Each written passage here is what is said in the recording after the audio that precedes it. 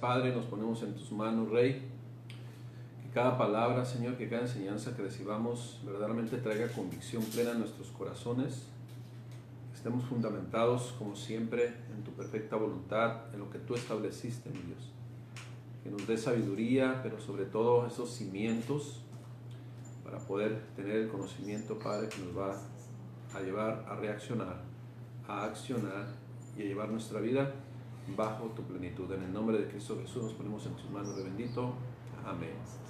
Gracias, mi Señor. Damos gracias a Dios. Vamos a continuar con la clase número 6, Teología 1, Teología Básica Fundamental, donde esta clase número 6 es la segunda parte, va a ser 3 partes de la Trinidad. Seguimos hablando de la Trinidad, una doctrina que por ahí a muchos pues no la comprenden, que le podemos llamar la triunidad, Dios en 3 personas, Padre, Hijo, Espíritu Santo, Creador, Redentor y Ungidor, ¿sí?, de esa extensión de Dios en el creyente.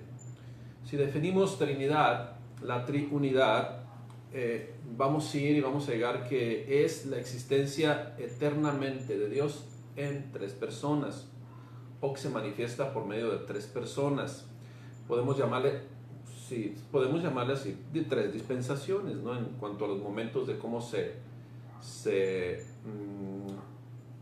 manifestó al ser humano: Padre, Hijo, Espíritu Santo.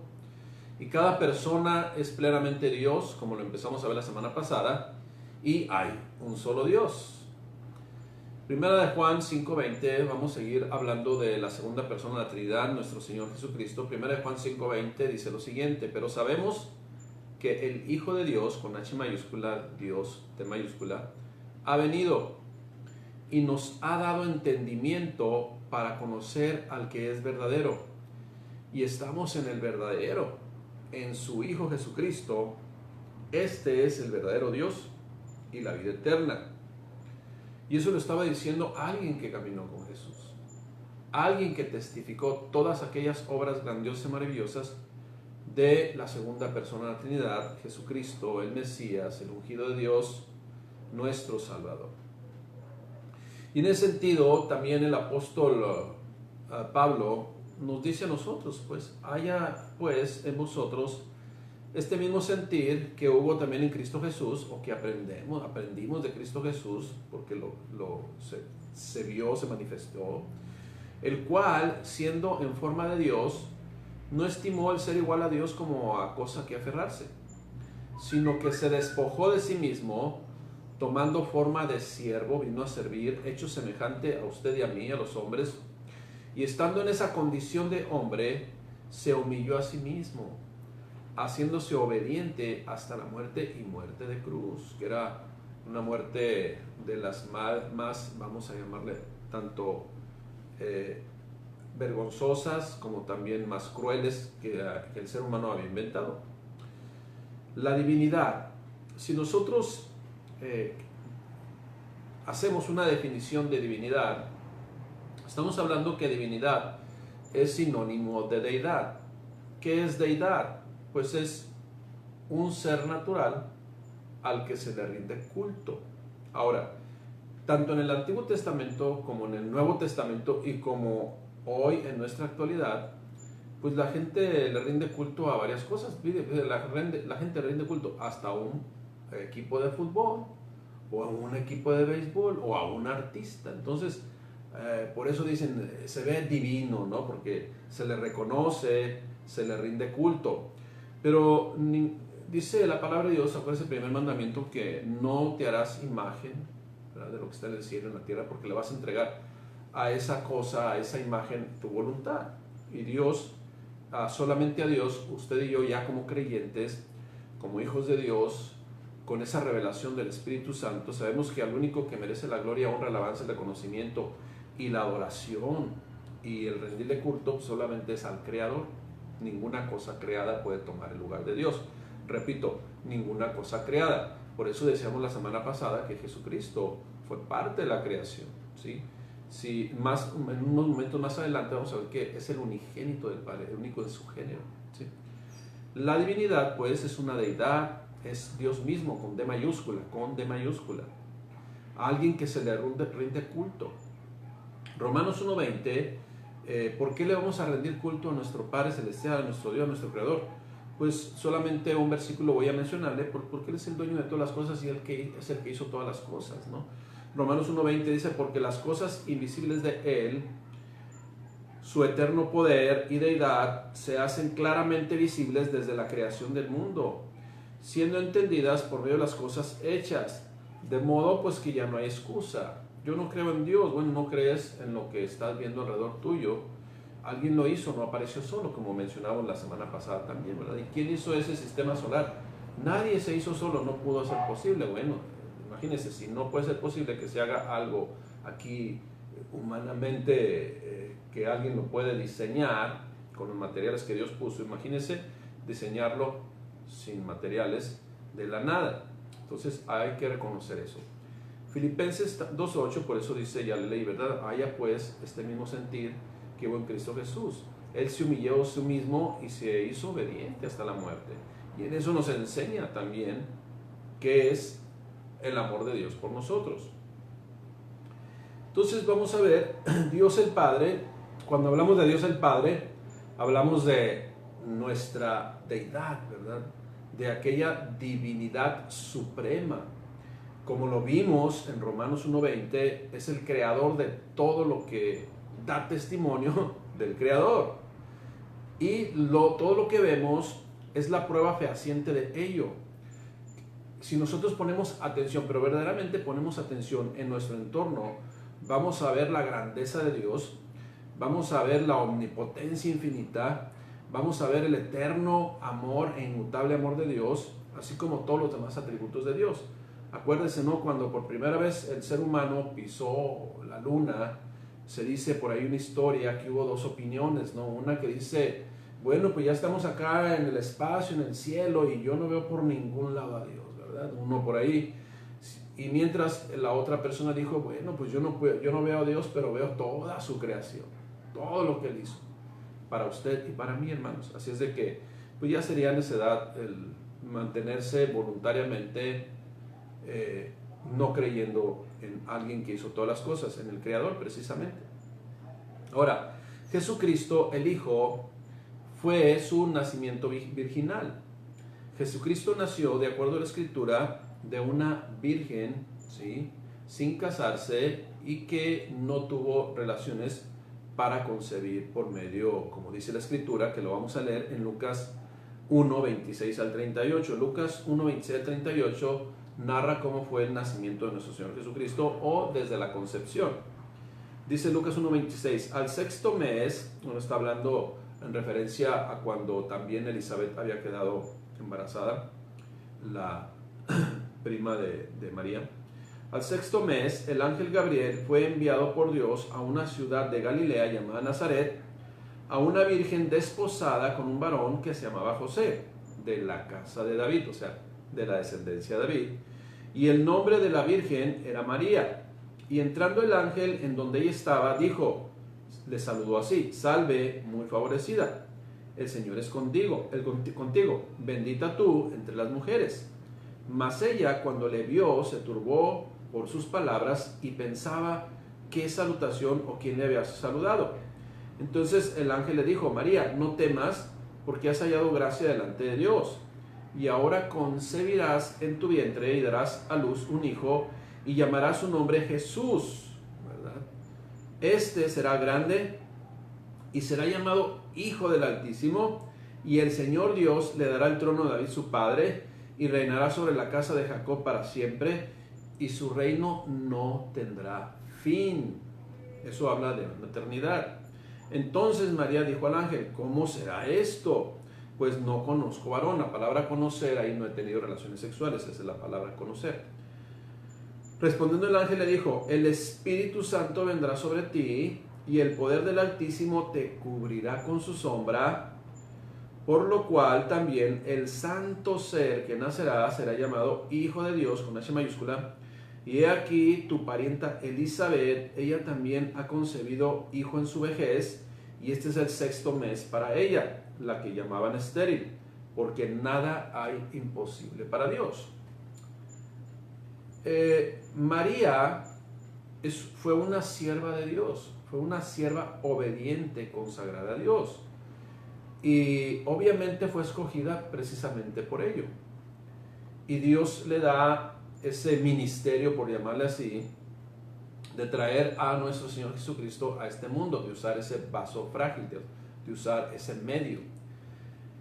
Ahora, lo que ha hecho el hombre, porque esa es una realidad, lo que ha hecho el hombre después de la muerte de María, pues ya es responsabilidad del hombre, no es responsabilidad de esta sierva de Dios. Así que no nos confundamos. Jesucristo nació de una virgen y esto es algo diferente, es algo que marca la diferencia, ¿no?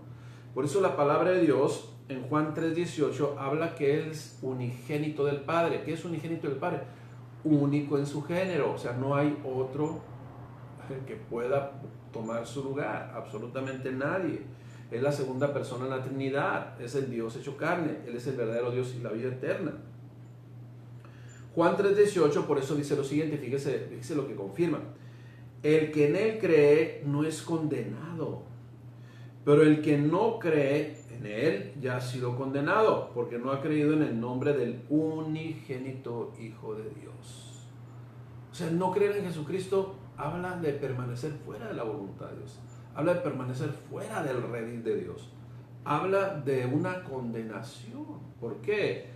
Porque Jesucristo, con todo su amor, con toda su misericordia, con todo su sacrificio, nos comprobó a cuál era su propósito de haberse despojado de su divinidad y hacerse semejante a los hombres.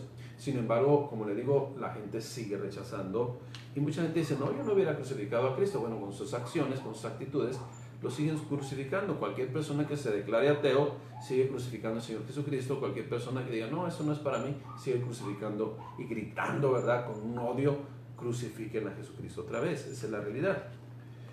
Pero pues damos gracias a Dios que usted y yo ya estamos en el unigénito del Padre. Ahora, de acuerdo a lo que leímos, fue engendrado sobrenaturalmente, y eso también lo menciona un pasaje paralelo al que leímos de Lucas 1:26, en Mateo 1:18. El nacimiento de Jesucristo fue así. Estando desposada María, su madre, con José, antes que se juntasen, se halló que había concebido del Espíritu Santo. Espíritu Santo, E mayúscula, S mayúscula. Y también ese nacimiento fue profetizado en el Antiguo Testamento.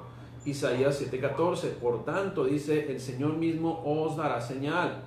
He aquí que la Virgen concebirá y dará a luz un hijo y llamará su nombre Emmanuel. Y mucha gente dice, entonces es Jesús o es Emmanuel. Ahí está una contradicción. Bueno, hermano, acuérdese que todos los nombres tienen un significado.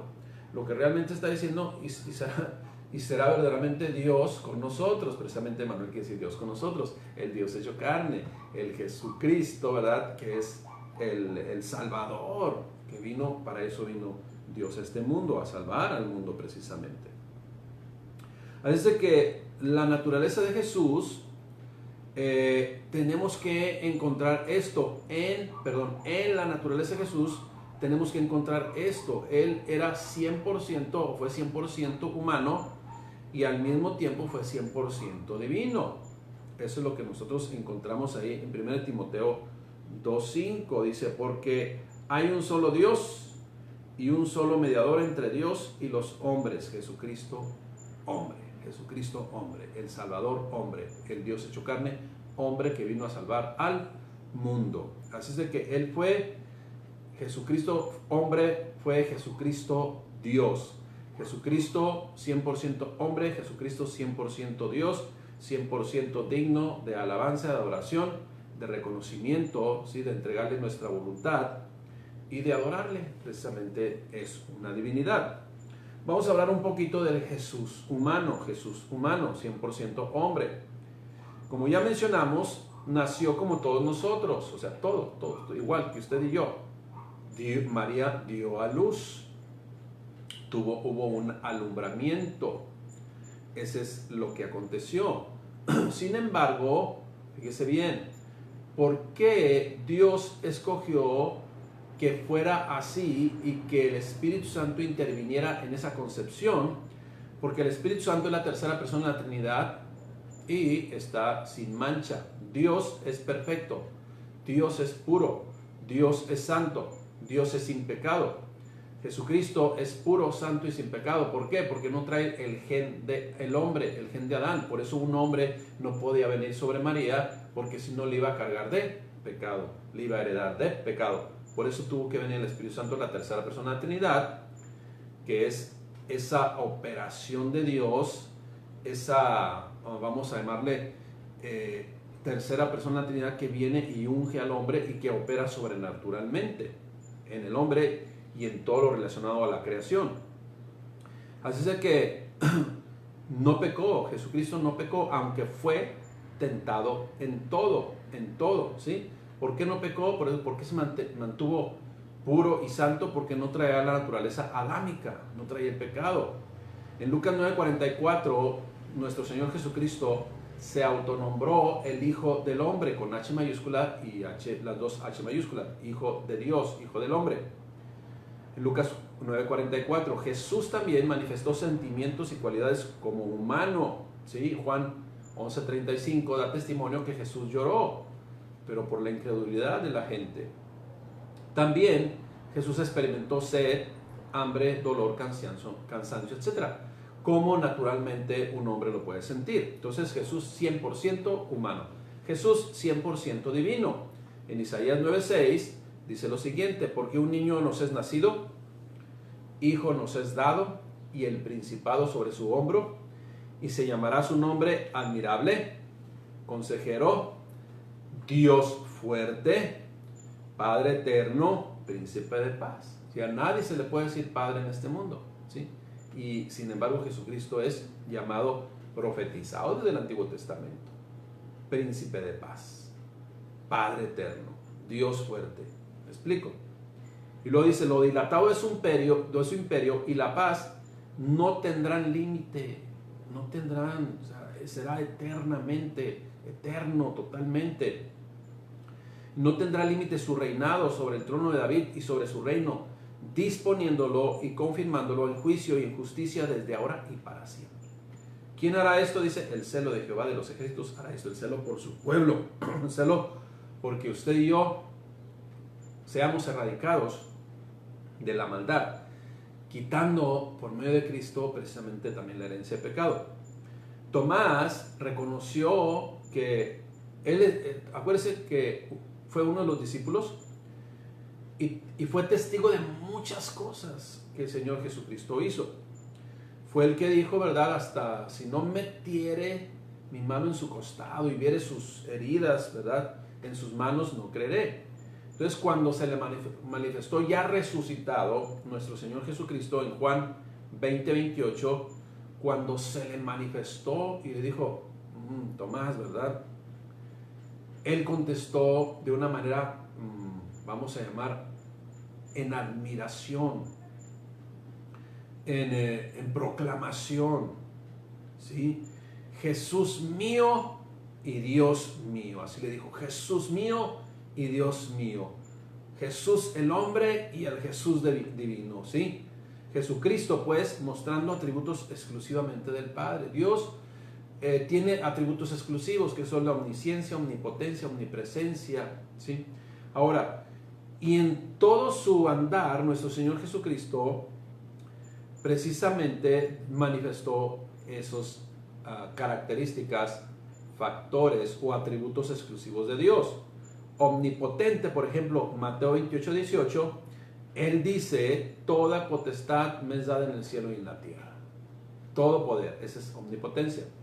Omnisciente, la omnisciencia de Jesucristo, Juan 2:23, sabía y conocía a todos, sabiendo sus pensamientos, menciona, ¿verdad? Jesucristo omnipresente, Mateo 28:20 dice: yo estoy con vosotros todos los días hasta el fin del mundo. La eternidad de Jesucristo e inmutabilidad sin cambio del Señor Jesucristo. Eso lo podemos ver en Hebreos 13:8. Jesucristo dice: es el mismo hoy y por los siglos. Jesucristo es santo, ¿sí? Hebreos 7:26. Porque tal sumo sacerdote nos convenía, santo, inocente, sin mancha, apartado de los pecadores. Otros aspectos importantes de la divinidad de Cristo, que ya definimos que es divinidad, deidad, es alguien que merece el reconocimiento, la adoración, el entregar la voluntad, es que Cristo, precisamente Colosenses 2.9, dice lo siguiente, es algo muy importante que debemos conocer usted y yo. Colosenses 2.9 dice, porque en Él, ¿en quién? En Jesucristo, porque en Él habita corporalmente toda la plenitud de la deidad. Ahora, ¿cuál es toda la plenitud de la deidad? Padre, Espíritu Santo, Jesucristo. Entonces, mis hermanos, de acuerdo a la traducción lenguaje actual de Colosenses 2.9, así lo dice. Si usted lee en la traducción lenguaje actual, dice, Cristo es completamente igual a Dios. Jesús hizo todos los ministerios. Él llevó a cabo todos los ministerios que la misma palabra de Dios menciona. Jesús fue profeta, Jesús fue sacerdote, Jesús fue y sigue siendo rey. Es más, sigue siendo profeta, sigue siendo sacerdote y sigue siendo rey. ¿Qué es un profeta? Pues anunciar la voluntad de Dios. Y precisamente eso es lo que dice Hechos 3:26, que precisamente eso fue lo que vino a hacer nuestro Señor Jesucristo, a predicar la voluntad del Padre. Vamos a ir ahí a Lucas 4:16, Lucas 4:16, 17 y al 21, dice lo siguiente: y se le dio el libro del profeta Isaías, y habiendo abierto el libro, halló el lugar donde estaba escrito, ¿de quién? De él mismo, que decía el versículo 18, Lucas 4:18, el Espíritu del Señor está sobre mí, por cuanto me ha ungido para dar buenas nuevas a los pobres, me ha enviado a sanar a los quebrantados de corazón, a pregonar libertad a los cautivos y vista a los ciegos, a poner en libertad a los oprimidos, a predicar el año agradable del Señor. Y el año agradable del Señor es precisamente esta dispensación que estamos viviendo usted y yo, que es la dispensación de la gracia, en donde todo el mundo, todos nosotros tenemos alcance a la misericordia, a la bondad, a la gracia de Dios. Jesucristo hizo, como le digo, todas las funciones. Él predicó, Marcos 1:14, solamente voy a mencionar las citas. Él enseñó, Marcos 1:21. Él discipuló, sí, eso usted lo puede encontrar en todos los evangelios y en todo el evangelio. ¿Quiere ver algo ahí? Pues, Lucas 7:11. Él también fue profeta, no nada más en predicar la palabra de Dios, sino también en predecir acontecimientos futuros. Mateo 13:1 habló de las señales antes del fin, también en Lucas 21:7. Y por supuesto, nuestro Señor Jesucristo hizo milagros, Mateo 15:34. Muchos milagros hizo Jesús. De hecho, uno de los evangelios dice que muchas otras cosas hizo Jesús, que si se narraran y se dejaran por escrito no alcanzarían, ¿sí? No habría lugar en el mundo para todas las cosas que hizo. Sin embargo, solamente quedó por escrito lo que Dios mismo eligió, decidió que se transmitiera, que es completamente lo que usted y yo necesitamos para conocer de Él. Lo extraordinario de esto, pues, de todo lo que Él hizo, que fue sacerdote, un mediador, así como lo dice Hebreos 5:1 y Hebreos 7:22, lo leo así rapidito, porque hay un solo Dios, dice, y un solo mediador entre Dios y los hombres, Jesucristo el hombre. No hay Jesucristo hombre, no hay otro camino, otra verdad, otra vida, sino solamente Jesucristo. Él mismo dijo que todos los demás son burladores y salteadores. Él es la puerta de las ovejas, la puerta del redil donde entran las ovejas. Y todo aquel que entra por otro lado, dice, es salteador y robador. ¿Por qué? Porque no es verdaderamente el pastor ni el enviado de Dios. Todos los demás, hay mucha gente que quiere usurpar las funciones de Dios o de los hechos de nuestro Señor Jesucristo y se autoproclaman, ¿no? Pero pues iglesia, precisamente por eso es importante conocer la palabra de Dios, por eso es importante estudiar un poco, ¿verdad?, seriamente de teología. ¿Por qué? Porque eso nos abre la luz, nos abre los ojos, nos da luz para detectar rápidamente la mentira. Acuérdate, si conocemos la verdad, la mentira va a ser fácilmente detectada. Entonces, nuestro Señor Jesucristo fue sacerdote. ¿Qué es un sacerdote? Un sacerdote es un hacedor de puentes. Es alguien que presenta el pecado de los hombres ante Dios, pero no solamente para presentarlos, sino para expiarlos, para borrarlos, para quitarlos, para hacernos libres de Él. ¿Sí? Porque todos los demás sacerdotes presentaban ofrendas, sacrificios, primero por sí mismo y luego por el pueblo. Jesucristo no necesitó presentar ofrendas ni sacrificios por sí mismo. Él era el Dios y la vida eterna. Él era aquel que descendió del cielo. Él era el único que pudo pagar el precio. Dios mismo, hecho carne. Entonces, Él no tenía que ofrecer primero sacrificios por Él mismo, sino Él lo hizo por todos nosotros, se ofreció a sí mismo y lo hizo una vez y por todas las generaciones, por todas las eternidades. Y usted y yo no podemos hacer nada más, ni debemos hacer nada más, sino solamente aceptar el sacrificio, primero comprenderlo, ¿no? Comprenderlo, que Dios nos ministre, que Dios nos enseñe, y entonces ya no va a haber nada más, nada que le vengan a vender, ¿verdad? Salvación, que si haces esto, que si aquello, no. Creer en el Señor Jesucristo. Y obviamente debe de haber un fruto de hijo de Dios, porque un hijo de Dios pues tiene que tener un fruto, ¿verdad? Un árbol se va a conocer por su fruto. Pero como le dije ya en unas clases pasadas, no para convencer a Dios, sino como fruto de que somos hijos de Dios.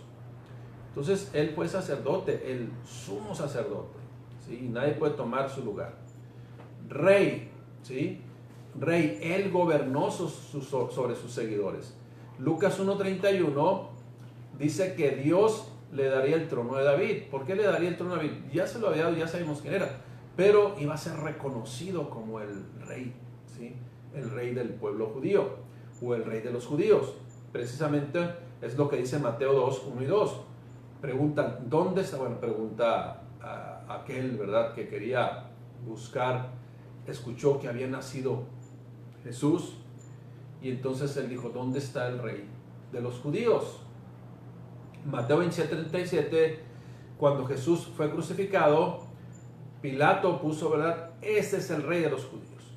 No, alguien dijo, ¿verdad?, un sacerdote, di que él dice que fue el rey de los judíos. No, lo que ya puse, ya se puso. Este es el rey de los judíos. Apocalipsis 7:14 precisamente lo reconoce como el rey de reyes y el señor de señores.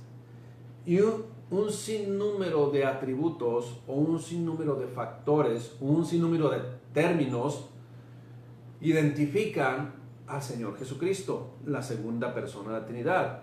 La palabra de Dios habla de Él, ¿sí?, como los nombres de Jesucristo también en el Antiguo Testamento también, como el camino, la verdad, la vida, el pastor, la luz, el pan, el rey, el maestro, el compañero de camino. Él es la resurrección y la vida. Él es el Salvador, el Mesías, el Cordero de Dios, como leíamos en Isaías, admirable, consejero, Dios fuerte, Padre eterno, príncipe de paz, etcétera, etcétera. Y podemos seguir mencionando más características o más aspectos con los cuales Él se identificó desde el Antiguo Testamento, como el que había de venir.